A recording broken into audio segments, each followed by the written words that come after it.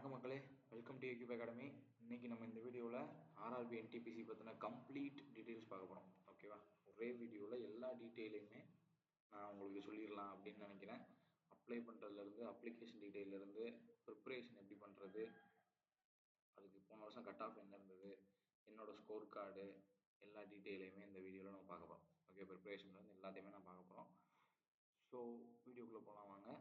First என்னென்ன நான் உங்களுக்கு சொல்ல போகிறேன் அப்படின்னா, நோட்டிஃபிகேஷனோட பேசிக் டீட்டெயில்ஸு, எந்த ஜோனுக்கு அப்ளை பண்ணுறது, மெடிக்கல் எப்படி இருக்க போகுது, ஓபி சர்டிஃபிகேட் என்ன பண்ணணும், நம்ம வடக்கு நண்பர்கள் நிறைய பேர் வராங்களே அதெல்லாம் என்ன செய்கிறது, எப்படி ப்ரிஃபரன்ஸ் கொடுக்கணும், ஸ்கில் டெஸ்ட்டு, என்னோட score card, previous year cut ஆஃப்னு எல்லாமே இந்த வீடியோக்குள்ளே இருக்க போகுது.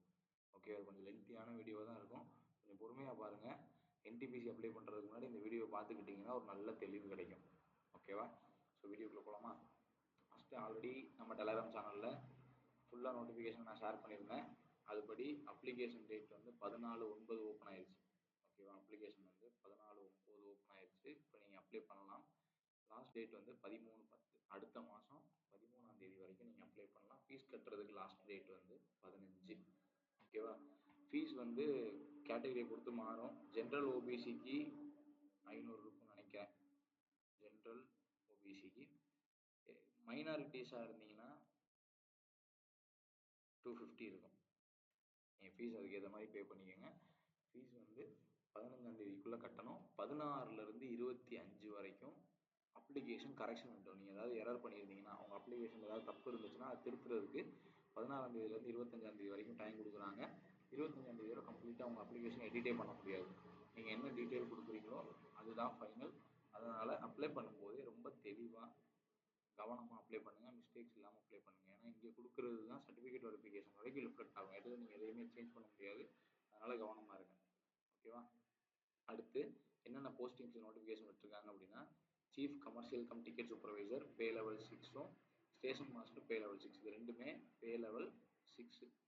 ஓகேவா? இதுக்கு அதே மாதிரி அடுத்து goods time manager, goods guard, junior accounts assistant, senior கிளர்க்கம், டைப்பிஸ்ட், இது மூணுமே பே லெவல் 5. ஓகேவா? இது மட்டும்தான் வித்தியாசம். இது வந்து கிராஜுவேட், அதாவது டிகிரி படிச்சிருக்கணும், அவங்க தான் இதுக்கு எலிஜிபிள். எனி டிகிரி, நீங்கள் எந்த டிகிரி வேணால் படிச்சிருக்கலாம். இன்ஜினியரிங்காக இருக்கலாம், ஆர்ட்ஸாக இருக்கலாம், சயின்ஸாக இருக்கலாம், லாங்குவேஜ், லிட்ரேச்சர், எது வேணால் நீங்கள் படிச்சிருக்கலாம். எந்த டிகிரி படிச்சிருந்தாலும், ஒரு டிகிரி படிச்சிருந்தா போதும், இந்த எல்லாத்துக்குமே நீங்கள் எலிஜிபிள். ரைட்டா? இதுக்கு மினிமம் ஏஜ் வந்து 18, மேக்ஸிமம் ஏஜ் 36. ஓகேவா? ஆக்சுவலாக அவங்க 33 தான் கொடுப்பாங்க. கோவிட்னால 3 இயர்ஸ் ரிலாக்ஸேஷன் அவங்க ஜென்ரலாகவே கொடுத்துட்டாங்க. எல்லாருக்குமே 3 இயர் ரிலாக்ஸேஷன் கொடுத்துட்டாங்க.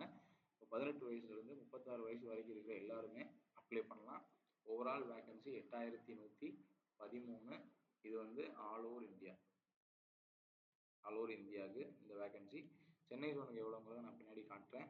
அடுத்து இதில் 36 வயசு வரைக்கும் சொல்லியிருக்காங்க இல்லையா, இது போக கம்யூனிட்டி வைஸ் ரிலாக்ஸேஷன் வேறு உண்டு. அதாவது ஓபிசி நான் க்ரீமி லேயராக இருந்தீங்கன்னா 3 இயர்ஸ் ரிலாக்ஸேஷன் உண்டு. அதாவது ஆல்ரெடி மேக்ஸிமம் ஏஜ் வந்து 36, ஓபிசியாக இருந்தீங்கன்னா எக்ஸ்ட்ரா ஒரு 3 இயர்ஸ் கிடைக்கும். அதே மாதிரி எஸ்சி எஸ்டியாக இருந்தீங்கன்னா 36 + 5 எக்ஸ்ட்ரா கிடைக்கும். ஓகேவா? அது போக இந்த இதில் நீங்கள் ஏதாவது வரீங்க, எக்ஸ் சர்வீஸ்மேன் அல்லது பிடபிள்யூடி இந்த மாதிரி இருக்கீங்கன்னா அதுக்கேற்ற மாதிரி ரிலாக்ஸேஷன் உண்டு. அதையும் நீங்கள் பார்த்து வச்சுக்கோங்க. ஓகேவா? அப்போ மேக்ஸிமமாக 39 வயசு வரைக்கும் என்டிபிசி எழுதலாம் இந்த நோட்டிஃபிகேஷன் படி. அடுத்து மெடிக்கல் ப்ராசஸ். ரைட்டா?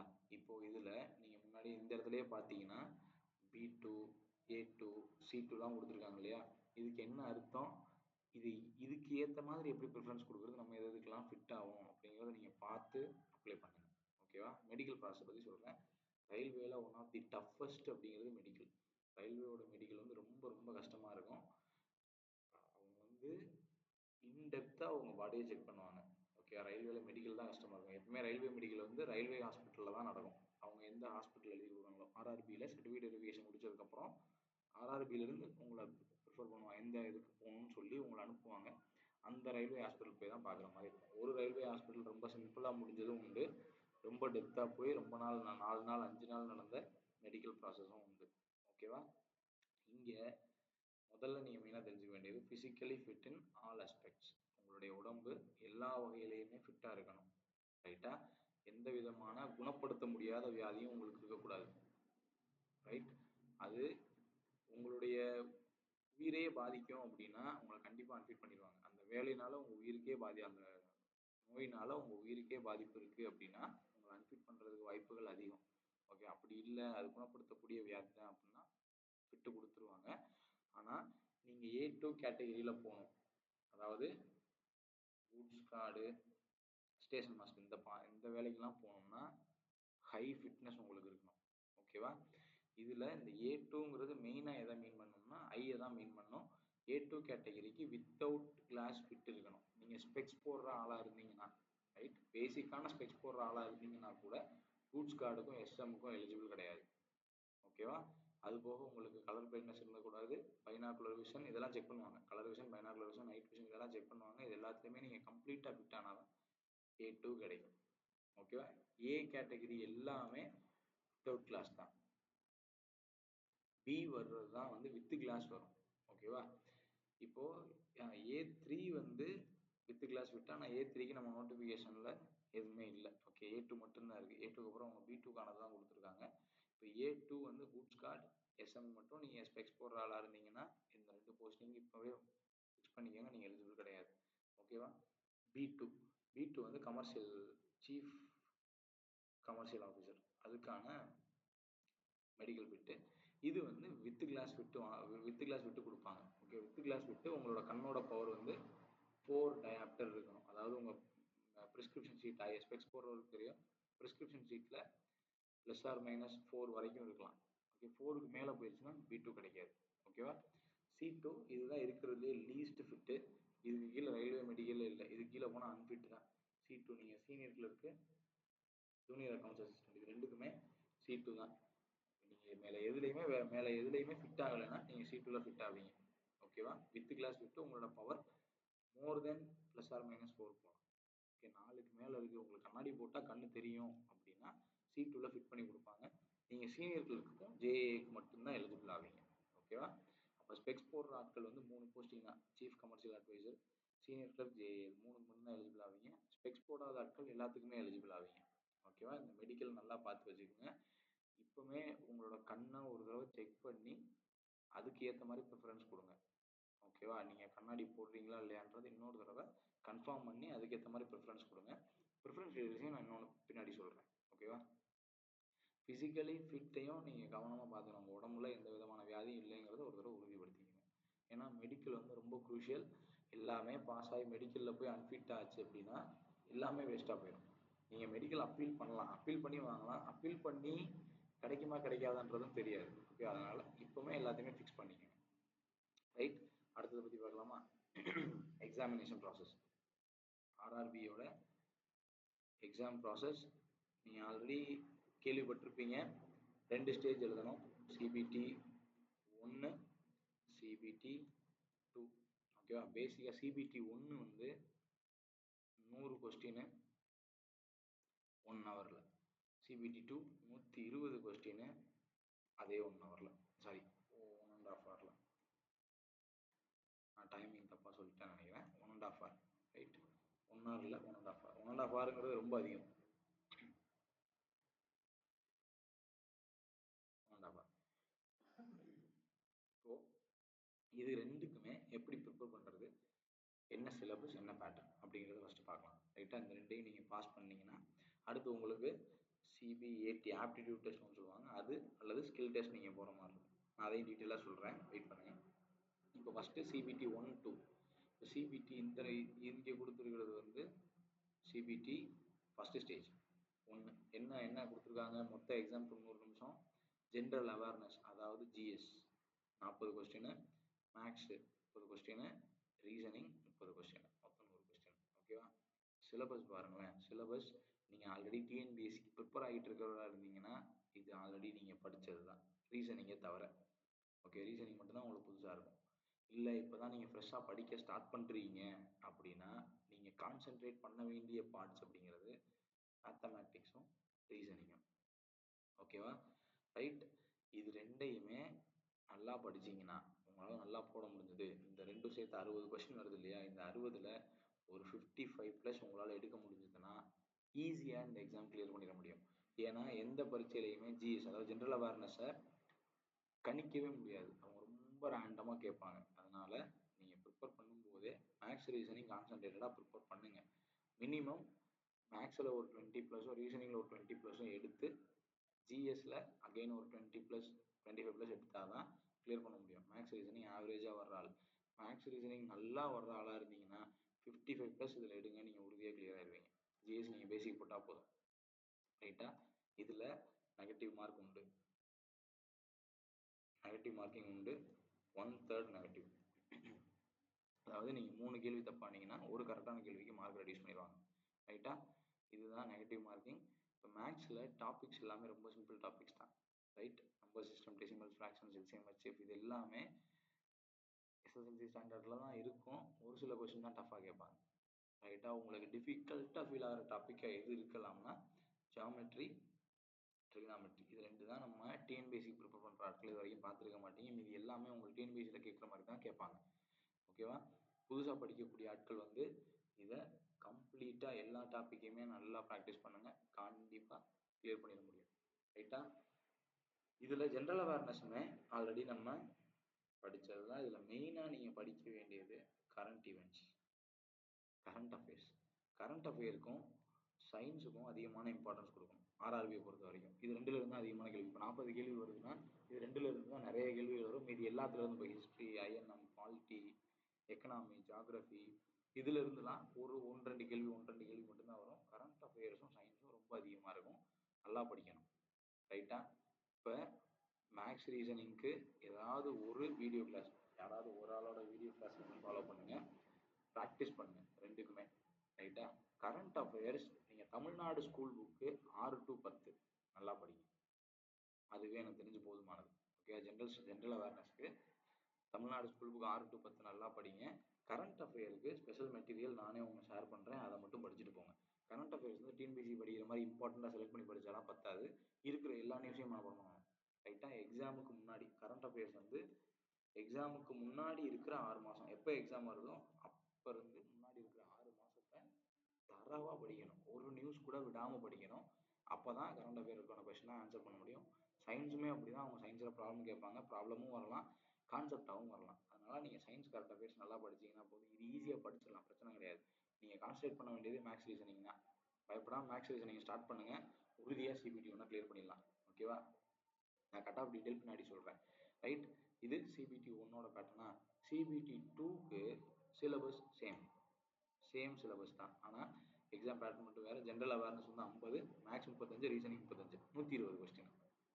அது மட்டும் தான் வித்தியாசம். ஜென்ரல் அவேர்னஸில் 10 கொஸ்டின் அதிகம், மேக்ஸ் ரீசனிங்கில் 10 கொஸ்டின் அதிகம், அவ்வளோதான். சிலபஸ் வந்து சேம், எந்த சேஞ்சுமே கிடையாது. அதனால நீங்கள் அங்கே ப்ரிப்பேர் பண்ணுறது தான். ஒரு தடவை நீங்கள் மேக்ஸ் ரீசனிங் ப்ரிப்பேர் பண்ணிட்டீங்கன்னா த்ரூ அவுட் இதுதான் இருக்க போகுது, எதுவுமே மாறாது. டிஃபிகல்ட்டி லெவல் கூட எனக்கு தெரிஞ்சு மாறாது, ஒரே டிஃபிகல்ட்டி லெவலில் தான் கேட்பாங்க. ரைட்டா? சிபிடி 1லேருந்து சிபிடி 2க்கு 1:10 ரேஷியோ, எவ்வளோ வேகன்சி இருக்கோ அது வந்து 1:10 வந்து சிபிடி 2க்கு கூப்பிடுவாங்க. ஓகே? இப்போ 8000 வேகன்சி சொல்லியிருக்காங்க இல்லையா, ஆல் ஓவர் இந்தியா. இப்போ 1,00,000 பேரை கூப்பிடுவாங்க. 1,00,000 பேர் மேக்ஸிமம் வரைக்கும் போகலாம். கண்டிப்பாக சொல்கிறேன், வேகன்சி இன்க்ரீஸ் ஆகும். வேகன்சியை பற்றி இப்போ பயப்படாதீங்க. ஏன்னா இந்த எக்ஸாம் ப்ராசஸ் முடிகிறதுக்கு 2 வருஷம் ஆகும். அடுத்த வருஷம் 2025 ஹியூஜ் ரிட்டையர்மெண்ட் இருக்குது. ஓகேவா? அதனால் நீங்கள் அந்த வேகன்சியை பற்றி கவலையே படாதீங்க. எல்லா ஆஃபீஸுமே ஷார்ட்டேஜில் தான் ரன் ஆகிட்டு இருக்கு. எந்த ஆஃபீஸ்லையுமே சாங்ஷனுக்கு ஏற்ற மாதிரி ஆட்கள் வேலை பார்க்கல, ஷார்ட்டேஜில் தான் வேலை பார்த்துட்டு இருக்காங்க. கண்டிப்பாக வேகன்சி இன்க்ரீஸ் ஆகும். ஓகேவா? அப்போ சிபிடி 2 அதே சிலபஸ் தான், மேக்ஸ் ரீசனிங் ஜென்ரல் அவேர்னஸ், எதுவுமே பண்ண தேவையில்லை. கரண்ட் அஃபேர் மட்டும் நல்லா படிச்சுட்டு ப்ராக்டிஸ் பண்ணணும், அவ்வளோதான். ப்ராக்டிஸ் தான். நீங்கள் ரயில்வே கிளியர் பண்ணணும்னு முடிவு பண்ணிட்டீங்கன்னா practice, continuous practice, test practice, எழுதி எழுதி எழுதி செஞ்சு பார்க்கணும், அவ்வளோதான். ரைட்டா? இப்போது இதில் மேக்ஸ் 35 கொஸ்டின் இருக்குது. நீங்கள் ஆக்சுவலாக டிஎன்பிஎஸ்சி ப்ரிப்பேர் பண்ணுற ஆளாக இருக்கீங்கன்னு வச்சுக்கோங்களேன், அதில் 25 கொஸ்டின் வருமா? இந்த 25க்கே நம்மளால் என்ன பண்ணுவாங்கன்னா 1 hour எடுப்பான். இங்கே மொத்த பரீட்சையே 1.5 hour தான். ரைட்? அப்போ நீங்கள் அந்த 35 கேள்வியை எவ்வளோ வேகமாக சால்வ் பண்ணுறீங்கன்றதை பொறுத்து தான் ரிசல்ட் இருக்குது. பொறுமையாக சால்வ் பண்ணலாம், இங்கே நேரமே இருக்காது. வேகமாக சால்வ் பண்ணணும். இப்போ வேகமாக சால்வ் பண்ணணும்னா ஒரே வழி ப்ராக்டிஸ். அதுவும் ஹியூஜ் லெவலில் நீங்கள் ப்ராக்டிஸ் பண்ணணும், ப்ராக்டிஸ் பண்ணிக்கிட்டே இருக்கணும். ரைட்டா? நான் இந்த பரீட்சையை கிளியர் பண்ணுறதுக்கு நான் பண்ண வேலை என்ன தெரியுமா? எனக்கு ஆல்ரெடி மேக்ஸ் ரீசனிங்லாம் நான் கொஞ்சம் ஸ்ட்ராங்கு தான். கரண்ட் அஃபேர்ஸ் மட்டும்தான் நான் எக்ஸ்ட்ரா ரெகுலராக படிச்சுக்கிட்டே இருந்தேன். மீதி ஜிஎஸும் நான் டிஎன்பிசிக்கு படித்த ஜிஎஸ் வச்சு தான் படித்தேன். நீங்கள் யூடியூப்ல போனீங்கன்னா அந்த புக்கை படி, இந்த புக்கை படி, என்சிஆர்டி படிலாம் சொல்லுவாங்க. அதெல்லாம் பண்ணாதீங்க. நம்ம ஸ்கூல் புக்கை நல்லா படிங்க. ஏன்னா இப்போ இருக்கிற நம்ம ஸ்கூல் புக் வந்து பர்ஃபெக்டாக இருக்குது. தமிழ்நாடு ஸ்கூல் புக்கே படிங்க. மேக்ஸ் ரீசனிங் நீங்கள் ப்ராக்டிஸ் பண்ணுங்கள். நான் பண்ணது என்னன்னா, நான் பர் டேக்கு 2 டெஸ்ட் எழுதுவேன். காலையில் ஒரு டெஸ்ட்டு, சாயந்தரம் ஒரு டெஸ்ட் எழுதுவேன். ரைட்டாக அந்த 2 டெஸ்ட்டுமே ப்ரீவியஸ் இயர் கொஸ்டினை தான் நான் எழுதினேன். ப்ரீவியஸ் இயர் கொஸ்டின் மட்டும்தான் நான் ஃபாலோவே பண்ணேன். நீங்களுமே அதை பண்ணுங்கள். ப்ரீவியஸ் இயர் கொஸ்டின் செட் எடுத்து 2 டெஸ்ட்டு. ஓகே, அந்த 2 டெஸ்ட்டு வச்சுட்டு இந்த 2 டெஸ்ட்டில் நீங்கள் தப்பாக இருப்பீங்க இல்லையா கொஸ்டின்ஸ், அந்த கொஸ்டின்ஸ் வந்து கற்றுக்க ட்ரை பண்ணுங்கள். நீங்கள் மேக்ஸில் தப்பாகிறது, ரீசனிங்கில் தப்பாகிறது, ஜிஏல தப்பாகிறத வச்சு கற்றுக்க ட்ரை பண்ணுங்கள். இதை நீங்கள் கண்டினியூஸாக பண்ணீங்கனாலே உறுதியாக அந்த பரிசை நீங்கள் கிளியர் ஆகிடுவீங்க. நான் சொல்கிறது உங்களுக்கு புரியும்னு நினைக்கிறேன். ரயில்வேவை நீங்கள் கிளியர் பண்ணணும்னு முடிவு பண்ணிட்டீங்கன்னா டெஸ்ட் எழுதி பார்க்கணும். டெஸ்ட் எழுதினா மட்டும்தான் ரயில்வே எக்ஸாமை கிளியர் பண்ண முடியும். இது டிஎன்பிஎஸ்சி மாதிரி கிடையாது. டிஎன்பிஎஸ்சி வந்து நீங்கள் படிச்சுட்டு போனால் போதும், ப்ராக்டிஸ் பண்ணணும்னு அவசியம் கிடையாது. நீங்கள் ப்ராக்டிஸ் பண்ணால் மட்டும்தான் பாஸே ஆக முடியும். படிக்கிறது கம்மி, ப்ராக்டிஸ் தான் அதிகமாக இருக்கணும். ஓகேவா? அப்போது சிபிடி 1 சிபிடி 2 டீட்டெயில் நான் சொல்லிட்டேன். ஒரே வேலை ப்ராக்டிஸ் பண்ண வேண்டியது. கான்செப்டை கற்றுக்கோங்க, அதை வச்சு டெஸ்ட்டு போட்டு பார்த்துக்கிட்டே இருங்க. அந்த டெஸ்ட்டு வந்து ப்ரீவியஸ் இயர் கொஸ்டின் பேஸ்டாக இருக்கட்டும். அவ்வளோதான். நீங்கள் சும்மா போய் கஷ்டமானதெல்லாம் செய்யுங்க. ப்ரீவியஸ் இயர் அப்படி நடந்தது. இப்போ லாஸ்ட் இயரில் அவங்க வச்ச கொஸ்டின் பேப்பர் எல்லாமே நெட்டில் கிடைக்கும். அதை மட்டும் செஞ்சு பாருங்கள். அதில் உங்களுக்கு தெரியாததெல்லாம் கற்றுக்கங்க. இதுவே போதும். ரைட்டாக? சிபிடி 1 சிபிடி 2 சொல்லிட்டேன்னா, இதுக்கப்புறம் நான் இன்னொன்று சொல்லணும்னு நினச்சது வந்து என்னது அப்படின்னா, சிபிஏடியும் ஸ்கில் டெஸ்ட்டும். சிபிஏடினா கம்ப்யூட்டர் பேஸ்ட் ஆப்டிடியூட் டெஸ்ட் அப்படின்னு சொல்லுவாங்க. இது வந்து யாருக்கு உண்டு அப்படின்னா, இந்த ஸ்டேஷன் மாஸ்டர்னு ஒரு கேட்டகரி இருக்காங்க இல்லையா, ஸ்டேஷன் மாஸ்டருக்கு நீங்கள் சிபிடி 1 பாஸ் பண்ணி, சிபிடி 2 பாஸ் பண்ணி, சிபிஏடி பாஸ் பண்ணால் மட்டும்தான் ஸ்டேஷன் மாஸ்டர் ஆக முடியும். சிபிஏடினா சைக்கோமெட்ரி டெஸ்ட் அப்படின்னு சொல்லுவாங்க. ஓகேவா? ரைட். அதுலேயுமே ரீசனிங் மாதிரி கொஷின்ஸ் தான் இருக்கும். ஆனால் அதுக்கு நீங்கள் தனியாக ப்ராக்டிஸ் பண்ணணும். அதுக்கு வந்து டைம் வந்து ரொம்ப ஷார்ட் டியூரேஷன் தான் இருக்கும். 2 நிமிஷத்தில் ஒரு இமேஜ் காட்டிக்கும். அந்த இமேஜில் என்னெல்லாம் இருந்துச்சு, அது இதில் என்ன கலர் இருந்துச்சு, அந்த மாதிரி கொஷின்ஸ் இருக்கும். ஸோ சிபிஏடி பாஸ் பண்ணால் தான் ஸ்டேஷன் மாஸ்டர் ஆக முடியும். அப்போது எஸ்எம் ஆகணும்னா நீங்கள் 3 ஸ்டேஜ், சிபிடி 1, சிபிடி 2, சிபிஏடி, இது 3மே கிளியர் பண்ணால் மட்டும்தான் எஸ்எம் ஆக முடியும், ஸ்டேஷன் மாஸ்டர் ஆக முடியும். ரைட்டா? Again station master without class fit இருக்கணும். ரைட். அடுத்து ஸ்கில் டெஸ்ட் யார் யாருக்குன்னா 2 கேட்டகரி ஸ்கில் டெஸ்ட் உண்டு. ஜூனியர் அக்கௌண்ட்ஸ் அசிஸ்டண்ட்டுக்கும் சீனியர் கிளர்க்குக்கும் ஸ்கில் டெஸ்ட் உண்டு. ஸ்கில் டெஸ்ட்னா டைப்பிங் டெஸ்ட். நீங்கள் சர்டிஃபிகேட் வச்சுருக்கணும்லாம் அவசியம் கிடையாது. டிஎன்பிசி மாதிரி சர்டிஃபிகேட்லாம் கேட்க மாட்டாங்க. உங்களுக்கு டைப் பண்ண தெரியணும், இங்கிலீஷ் ஆர் ஹிந்தி. ரைட்டா? அந்த டைப்பிங் டெஸ்ட் வந்து இருக்கிறது ரொம்ப ரொம்ப ஈஸியான டைப்பிங் டெஸ்ட்டாக இருக்கும். நீங்கள் தேடி அடித்தா கூட ஈஸியாக அடிச்சிடலாம். ரைட்டா? அதெல்லாம் எந்த சிக்கலும் ஆகாது. டைப்பிங் டெஸ்ட் ஈஸியாக தான் இருக்கும். இப்போ டைப்பிங் டெஸ்ட்டை பற்றி கவலைப்படாதீங்க. அதுக்கு வந்து டைம் இருக்குது. ஓகேவா? நீங்கள் சிபிடி 2 முடித்த பிறகு ஒரு நல்ல கீபோர்டு வாங்கி பேசிக்காக கம்ப்யூட்டரில் ப்ராக்டிஸ் பண்ணிங்கன்னா போதும். வேறு எதுவுமே செய்ய தேவையில்லை. அப்போது ஜேஏக்கும் சீனியர் கிளர்க்குக்கும் நீங்கள் அகைன் 3 ஸ்டேஜ் எழுதுகிற மாதிரி இருக்கும். ஒன்று வந்து சிபிடி 1, சிபிடி 2, ஸ்கில் டெஸ்ட்டு. ஓகேவா? இது 3யும் எழுதுகிற மாதிரி இருக்கும். இதில் இந்த சீஃப் கமர்ஷியல் டிக்கெட் சூப்பர்வைசருக்கு வந்து அதுக்கும் கூட்ஸ் கார்டுக்கும் ஸ்கில் டெஸ்ட்டும் கிடையாது, ஆப்டிடியூட் டெஸ்ட் கிடையாது. CBT 1, CBT 2. சிபிடி 2ல எடுக்கிற மார்க்கு தான் ஃபைனல். அதை வச்சு தான் கட் ஆஃப் ரிலீஸ் பண்ணுவாங்க. ஓகேவா? சிபிடி 1 வந்து குவாலிஃபைங் நேச்சர், சிபிடி 2 தான் மெரிட்டு. நீங்கள் அதில் எடுக்கிற மார்க் தான் எல்லாத்துக்குமே. ஓகேவா? அடுத்து வர எந்த போஸ்டிங்காக இருந்தாலும் அந்த மார்க்கை வச்சு தான் ஃபிக்ஸ் பண்ணுவாங்க. ஓகேவா? இப்போது இதுக்கு ப்ரிஃபரன்ஸ் எப்படி கொடுக்கலாம், வேக்கன்சி எவ்வளோ இருக்குது. இப்போ இது வந்து ஆர்ஆர்பி சென்னை மட்டும்தான் நான் எடுத்திருக்கேன். ரைட்டா? 436 வேக்கன்சி இருக்குது எல்லாம் சேர்த்து. ரைட். இப்போது எந்த ஜோனுக்கு அப்ளை பண்ணலாம், எப்படி ப்ரிஃபரன்ஸ் கொடுக்கலாம் அப்படிங்கிறதையும் நான் சொல்கிறேன். ரைட்டா? கொஞ்சம் வெயிட் பண்ணுங்கள், இதை நான் கிளியர் பண்ணிக்கிறேன். இப்போது நிறைய பேர் சொல்கிறது எதிர்பார்க்குறது என்ன அப்படின்னா, எனக்கு மதுரையிலேயே வேலை வேணும் அப்படின்னு ஒன்று இருக்குது. இல்லை என் ஊர் பக்கத்துலேயே வேலை வேணும் அப்படின்னு ஒரு கேட்டகரி இருக்காங்க. அப்படி எதிர்பார்த்து ரயில்வேவை எழுதக்கூடாது ஃபஸ்ட்டு. ஓகேவா? உங்களுக்கு வேலை வேணும், அவ்வளோதான். அது தமிழ்நாட்டுக்குள்ளே கிடைக்கணும், அவ்வளோதான். ரைட். அந்த 2 மட்டும் வச்சு நீங்கள் பார்த்தீங்கன்னா ஆர்ஆர்பி சென்னை தான் பெஸ்ட்டு. ஓகேவா? இப்போ நிறைய பேர் என்ன சொல்லுவாங்கன்னா, திருவனந்தபுரம் எழுதணும்னா, டிவிசி ஜோன் எழுதணும்னா மதுரை கிடைக்கும் அப்படின்னு சொல்லுவாங்க. ஆனால் லாஸ்ட் இயர் நாங்கள் எழுதுனதில் சென்னை ஜோனுக்கு தான் எழுதினோம். எங்களுக்கு மதுரையில் போஸ்டிங் கிடச்சிச்சு. நாங்கள் மதுரையில் கிடைக்கும்னு நினைக்கவே இல்லை. ரைட்டாக அதை முதல்ல நல்லா மனசில் வச்சுங்க. எனக்கு இந்த ஊரில் வேணும்னு நினச்சி நீங்கள் எழுதுனீங்கன்னா வேலை கிடைக்காது. எனக்கு வேலை வேணும்னு நினச்சி படிங்க, வேலையை வாங்குங்க. எந்த டிவிஷனில் இப்போ தமிழ்நாட்டுக்குள்ளே எந்த டிவிஷனில் போட்டாலும் 3 வருஷத்துலேருந்து 5 வருஷத்துக்குள்ளே ஈஸியாக மாறி உங்களோட சொந்த ஊருக்கே போயிடலாம். அதுக்கேற்ற மாதிரி ஆட்கள் கிடப்பாங்க, ஈஸியாக போயிடலாம். அதனால கவனமாக சென்னைக்கு அப்ளை பண்ணுங்கள். இந்த டிவிசிக்கு அப்ளை பண்ணுறது, பெங்களூருக்கு அப்ளை பண்ணுறது, இந்த வேலையெல்லாம் வேணாம். சென்னைக்கு அப்ளை பண்ணுங்கள், உறுதியாக படிக்க முடியும். ரைட்டாக நீங்கள் வேறு ஊருக்கு போயிட்டு இப்போ டிவிசியில் போய் மாட்டிக்கிட்டீங்கன்னா அப்புறம் அங்கேருந்து இங்கே வர்றது ரொம்ப சிரமமாக போயிடும், வரவே முடியாமல் போயிடும். நிறைய சிக்கல் உண்டு அதுக்கு. ஓகேவா? அதனால் ஆர்ஆர்பி சென்னைக்கு அப்ளை பண்ணுறது தான் பெஸ்ட்டு. ரைட். அடுத்து முக்கியமாக நான் இன்னொன்று உங்கள்கிட்ட சொல்லணும்னு நினச்சது வந்து நம்ம வடக்கு நண்பர்களை பற்றி. வடக்கு நண்பர்கள் வந்து சென்னைக்கு அதிகமாக எழுதுவாங்க. ஏன் அப்படின்னா அவங்க ஊரில் வந்து ஒன்று வேக்கன்சி கம்மியாக இருக்கும், இன்னொன்று அங்கே கட் ஆஃப்லாம் ரொம்ப ஜாஸ்தியாக இருக்கும். ரைட்டாக ரொம்ப ரொம்ப ஜாஸ்தியாக இருக்கும் கட் ஆஃப். ஏன் அப்படின்னா அவங்களாம் ஸ்கூல் முடித்த கையோட ரயில்வேக்கு ப்ரிப்பேர் பண்ண ஆரம்பிச்சிடுறாங்க. நம்மள மாதிரி வெயிட் பண்ணிலாம் அவங்க பண்ணுறது இல்லை. அவங்களோட மோட்டிவே ரயில்வே வேலைக்கு போகணும் அப்படின்னு ஸ்கூல் முடிச்சுட்டு ஒரு சிம்பிள் டிகிரியை படிச்சுட்டு படிச்சுக்கிட்டே இருப்பாங்க. அப்போ அங்கே இந்த மாதிரி எக்ஸாமுக்கு காம்படிஷன் அதிகம். ஆனால் நம்ம என்ன பண்ணுவோம் தெரியுமா? தமிழ்நாட்டில் டிஎன்பிஎஸ்சி மட்டும்தான் படிப்போம், ரயில்வேலாம் படிக்க மாட்டோம். யாருமே நமக்கு அப்படி சொல்லியும் தரல. அதனால அவங்க தெளிவாக பிளான் பண்ணி இங்கே அப்ளை பண்ணி இங்கே பாஸ் ஆகி வேலைக்கு போயிடுறாங்க. ரைட்டா? அவனை வந்து குறை சொல்கிறதில்ல. இப்போ நிறைய பேர் நார்த் இந்தியன்ஸாக வர்றாங்க, எங்களுக்கெல்லாம் வேலையே கிடைக்கிறது இல்லை. நம்ம அப்ளையே பண்ணுறது இல்லை, அப்புறம் எப்படி கிடைக்கும்? நம்ம பரீட்சைக்கு படிக்கிறதே இல்லை, அப்புறம் எப்படி கிடைக்கும்? அவங்கள குறை சொல்லி பிரயோஜனமே கிடையாது. அவங்க இன்னொன்று இருக்குது, அவங்கெல்லாம் வந்து கொஸ்டின் பேப்பர் வாங்கிடுறாங்க, காசு கொடுத்து வர்றாங்க, மினிஸ்ட்ரி சப்போர்ட் பண்ணுது, ஆர்ஆர்பி சப்போர்ட் பண்ணுது. ஒன்றுமே கிடையாது. அவன் படிக்கிறான், அவன் மார்க் வாங்குறான், அவன் கட் ஆஃபை கிளியர் பண்ணுறான், வேலைக்கு வரான். அவன் எந்த ஃப்ராடும் பண்ணல. இப்போ நானே நிறைய பேர்கிட்ட பேசியிருக்கேன். ஏன்னா எங்களோட ஜாயின் பண்ணதில் நிறைய பேர் நார்த் இந்தியன்ஸ் இருக்காங்க. தடவையாக மதுரை டிவிஷனில், மதுரையில் நாங்கள் ஒர்க் பண்ணுற டிவிஷனில் 13 பேர் போஸ்ட் ஆனோம் ஜூனியர் அக்கௌண்ட்ஸ் அசிஸ்டண்ட்டாக. எல்லாருமே நம்ம பசங்க, அதாவது மதுரை சுற்றி இருக்கக்கூடிய ஊர் பசங்க. திண்டுக்கல், பழனி, திருநெல்வேலி, தூத்துக்குடி, இப்படி ஊர் பசங்க. நார்த் இந்தியன்ஸ் எவனுமே போஸ்ட் ஆகலை. காரணம் என்னன்னா இந்த தடவை இப்போ மட்டும்தான் நிறைய பேர் அப்ளை பண்ணி எழுதணும், அதனால கிடச்சிச்சு. நீங்கள் சென்னை பக்கம்லாம் போய் பார்த்தீங்கன்னா ஃபுல்லாக நார்த் இந்தியன்ஸ் மட்டும்தான் இருப்பாங்க. ஏன்னா அவங்க தெளிவாக இங்கே அப்ளை பண்ணுறாங்க. நீங்கள் மறுபடியும் போய் டிவிசி அப்ளை பண்ணி அவன் தான் வந்து உட்காருவான். நீங்கள் போகிற ரயில்வே ஆஃபீஸில் டிக்கெட் கொடுக்குறதுக்கு ஒரு நார்த் இந்தியன் தான் உட்காந்துருக்கான், தமிழ்லேயே பேச மாட்டான். நீங்கள் அந்த இடத்துக்கு போங்க, அவ்வளோதான்.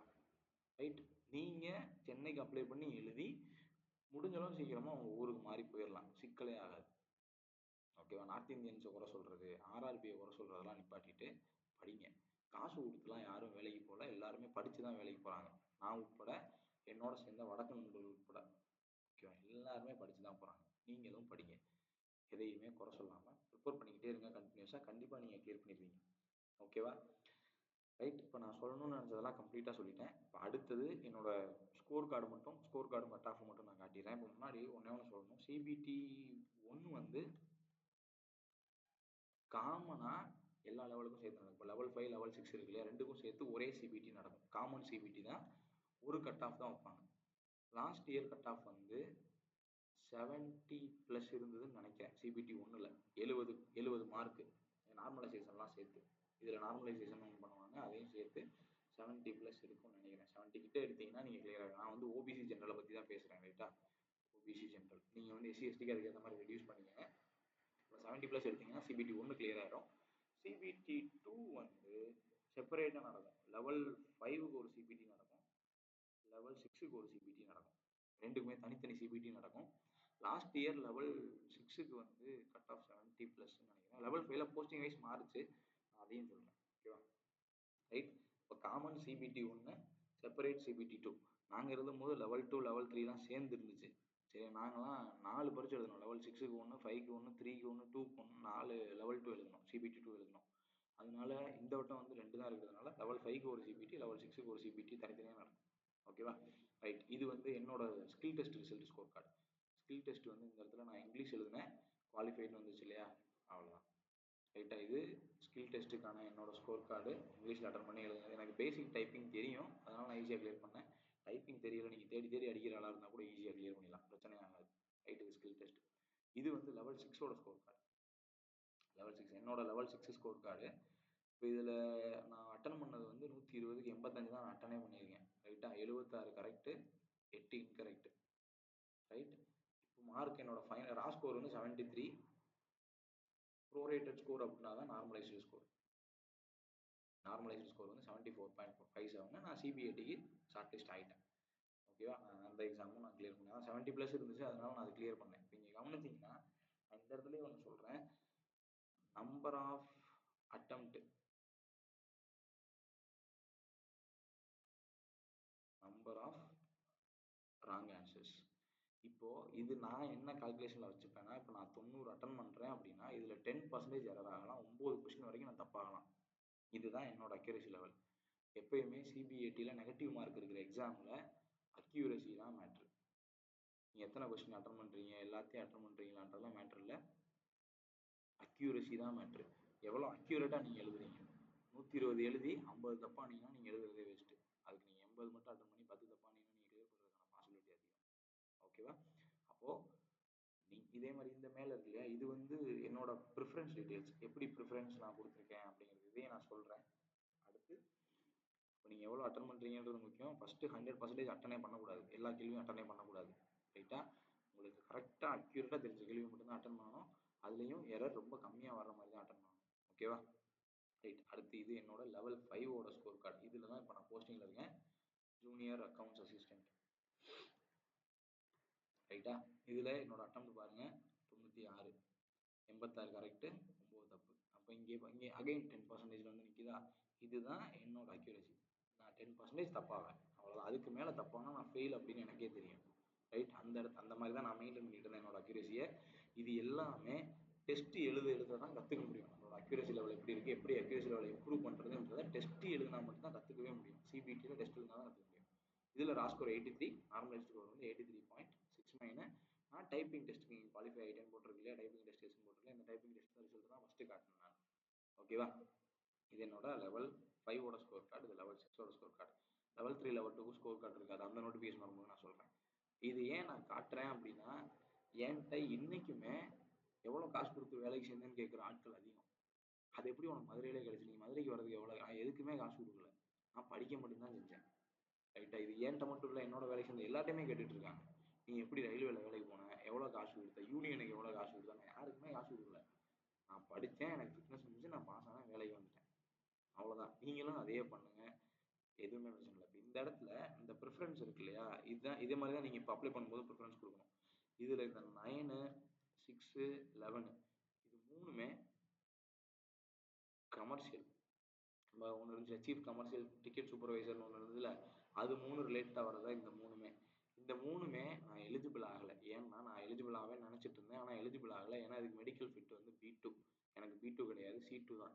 அப்படி இருந்ததுனால நான் 4ன்னு கொடுத்துருக்கேன் இல்லையா. இதுதான் பிறகு நான் JAA போஸ்டிங், இதுக்கு தான் நான் கிளியர் ஆனேன். இங்கேயே நான் இன்னொன்னே சொல்கிறேன், நான் அப்ளை பண்ணும்போது ரொம்ப தெளிவாக இந்த 13, 10லாம் இருக்குல்ல, இது ரெண்டுமே ஸ்டேஷன் மாஸ்டர் கூட்ஸ் கார்டு, இது ரெண்டுக்குமே நான் எலிஜிபிள் கிடையாது.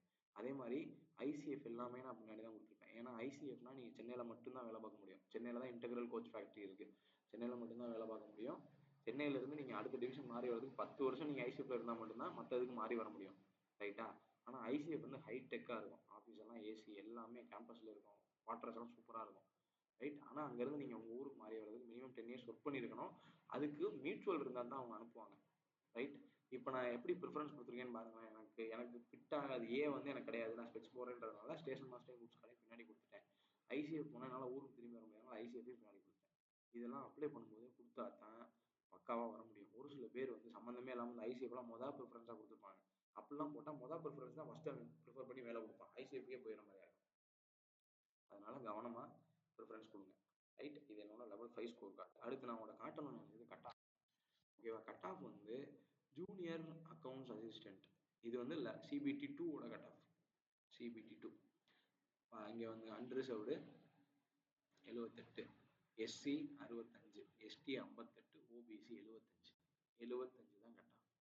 ரைட்டா, 75. CBT 2 பேட்டர்ன் உங்களுக்கு தெரியும் இல்லையா, 35 மேக்ஸ், 35 ரீசனிங், 50 GS. எல்லாத்துலையும் 25 எடுத்தா போதும். 25 எடுத்தா போதும், பாஸ், ஈஸியா பாஸ் ஆகலாம். ரைட்டா, CBT 2 இது வந்து JAA. சீனியர் கிளர்க்குக்கும் அதே தான். ஏன் இது ரெண்டுக்கும் கம்மியா இருக்குன்னா, சீனியர் கிளர்க்குக்கும் JAAக்கும் ஏன் கம்மியா இருக்குன்னா, இங்க இருக்கிற ஸ்கில் டெஸ்ட் தாங்க. ஸ்கில் டெஸ்ட்டில் நிறைய பேர் ஃபெயில் ஆயிடுவாங்க. ஓகேவா? அதனால கட் ஆஃப் இங்கே கம்மியாக இருக்குது. நீங்கள் ஸ்கில் டெஸ்ட் நல்லா பண்ணிட்டீங்கன்னா ஈஸியாக வேலை கிடச்சிடும். ரைட்டா? இது வந்து junior account assistant senior clerk.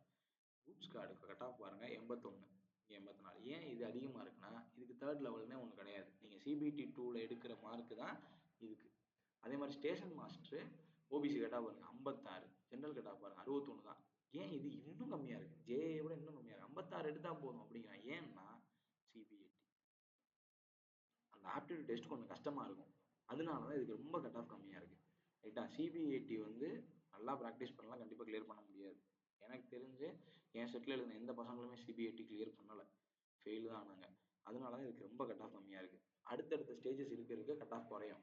Goods கார்டுக்கு 81 இருக்கா, கமர்ஷியல் பாருங்கள், கமர்ஷியல் டிக்கெட்டில் இருக்குது 82, யூஆருக்கு 85. ஏன்னா இதுக்கு சிபிடி 2ஓட முடிஞ்சு போகும். அப்போ கட் ஆஃப் அதிகமாக தான் இருக்கும். ஸ்கில் டெஸ்ட் இருக்கிறதோ இல்லை சிபிஐடி இருக்கிறது கட் ஆஃப் ரொம்ப கம்மியாக இருக்கும். நீங்கள் ப்ராப்பராக ப்ரிப்பேர் பண்ணீங்க அப்படின்னா ஈஸியாக அந்த பரீட்சையை கிளியர் பண்ண முடியும். அகைன் நான் சொல்கிறேன், சிபிடி 2ல் மேக்ஸ் ரீசனிங்கை நல்லா பண்ணணும். ஏன்னா இதில் தான் அக்யூரசி மெயின்டைன் பண்ண முடியும். இதில் 70 கேள்வி கேட்குறாங்க இல்லையா சிபிடி 2ல், 70ல் மினிமம் 60+ வாங்க ட்ரை பண்ணுங்க.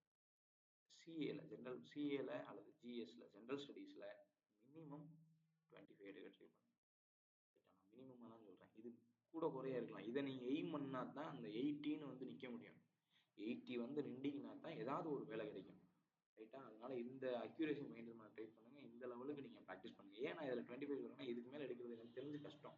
30+, 35% சில பேர் எடுத்துருக்கலாம். ஆனால் அது ரொம்ப கஷ்டம். ரைட்? உங்களுக்கான கொஸ்டின் செட் அமைஞ்சால் தான் அதை எடுக்க முடியும். ரைட்டா? அப்போ இதை ஃபிக்ஸ் பண்ணி நீங்கள் ஒர்க் பண்ணுங்க. ஓகேவா? இப்போ நான் கட் ஆஃபும் சொல்லிட்டேன், 75லேருந்து 80, 82 வரைக்கும் வேரி ஆகுது. அப்போ அந்த ரேஞ்சில் நீங்கள் இருக்கணும். நான் வந்து எல்லா போஸ்டிங்கும் ஆர்ஆர்பி என்டிபிசி ரிலீஸ் பண்ண எல்லா போஸ்டிங்ஸுக்குமே நான் எலிஜிபிள் ஆனேன். என் மார்க் வந்து 83 இல்லை, லெவல் 5ல 83. அதனால நான் எல்லா போஸ்டிங்ஸுக்குமே எலிஜிபிள் ஆனேன். மெடிக்கல் ஃபிட்னால தான் எனக்கு ஜேஏ கிடச்சிச்சு. இல்லைன்னா எனக்கு கூட்ஸ் கார்டோ கிடச்சிருக்கலாம். மெடிக்கல் ஃபிட்னால தான் நான் ஜேஏல உட்காந்துருக்கேன். ரைட்டா? அடுத்து ப்ரிஃபரன்ஸ். இங்கே வந்து ப்ரிஃபரன்ஸ் பேஸ்ட் ஆன் ஈஸி ஒர்க்குன்னு நான் எதை சொல்லியிருக்கேன்னா ஆஃபீஸ் ஒர்க். ஈஸினா வேலை ஈஸியாக இருக்கும் அப்படின்னு சொல்லலாம். ஆஃபீஸ் ஒர்க்கு, ஆஃபீஸ் டைமிங் போயிட்டு ஆஃபீஸ் டைமிங் வரணும், சாட்டர்டே சண்டே லீவ் வேணும் அப்படிலாம் நீங்கள் எதிர்பார்த்தீங்கன்னா ஜூனியர் அக்கௌண்ட்ஸ் அசிஸ்டண்ட்டுக்கு ஃபஸ்ட்டு ப்ரிஃபரன்ஸ் கொடுக்கலாம். நான் இருக்கிற posting junior accounts assistant first preference கொடுக்கலாம். இதில் எஸ்ஆரை ஃபஸ்ட்டாக கொடுங்க, ஐசிஎஃப்பை பின்னாடி கொடுத்துருங்க. நான் முன்னாடி சொன்னதான், ஐசிஎஃப் நீங்கள் கொடுத்துட்டீங்கன்னா ஜெனரல் வேலை பார்க்குற மாதிரி ஆகிடும். ரைட்? அதே மாதிரி தான் senior clerk, chief commercial, goods card, station master. இந்த கூட்ஸ் கார்டு ஸ்டேஷன் மாஸ்டருக்கும் லீவுன்னு ஒன்றே கிடையாது. அதே மாதிரி தான் லீவுன்னு கமர்ஷியலுக்கு லீவு கொஞ்சம் ஈஸியாக கிடைக்கும். ஆனால் லீவுன்னு ஒன்றே கிடையாது. இந்த சாட்டர்டே சண்டே, தீபாவளி, பொங்கல் எதுக்குமே லீவு தர மாட்டாங்க. அவ்வளோ ஈஸியாக லீவு தர மாட்டாங்க. ஓகேவா? ஏன்னா ஷார்ட்டேஜாக இருக்கிறதுனால அவங்களுக்கு வேலை இருந்துகிட்டே இருக்கும். ரைட்டா? இதெல்லாம் நீங்கள் போனீங்கன்னா இது 3க்குமே ஷிஃப்ட் டியூட்டி தான். ஷிஃப்ட் பேசிஸில் தான் டியூட்டி இருக்கும்.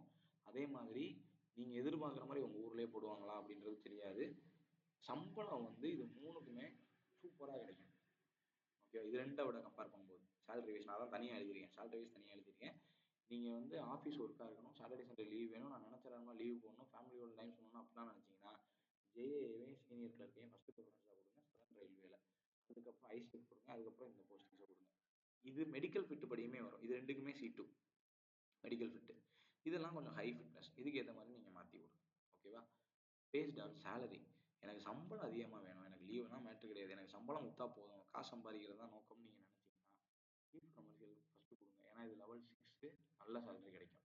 கூட்ஸ் கார்டு இதுக்கு வந்து ட்ராவலிங் அலவன்ஸ் ஒன்று உண்டு. ஏன்னா கூட்ஸ் கார்டுனா கூட்ஸ் ட்ரெயினில் போயிட்டே இருப்பாங்க. அதுக்கு 1 கிலோமீட்டருக்கு இவ்வளோன்னு காசு கிடைக்கும். அப்போ இதில் தான் ஹையஸ்ட் சேலரி கிடைக்கும்.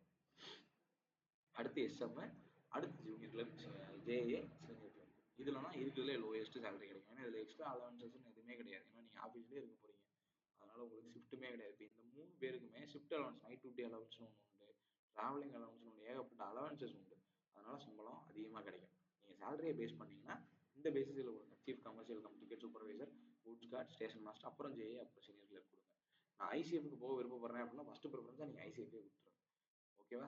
ரைட்? இதுதான் ப்ரிஃபரன்ஸுக்கான டீட்டெயில்ஸு. சென்னை ஜோனுக்கே அப்ளை பண்ணுங்கள். இதில் நான் சொன்ன பேசிஸில் ப்ரிஃபரன்ஸ் கொடுங்க. வேறு ஏதாவது உங்களுக்கு டவுட் இருந்துச்சுன்னா டெலகிராம் சேனலில் எனக்கு தெரியப்படுத்துங்க, அல்லது கமெண்ட்டில் போடுங்க. ஓகேவா?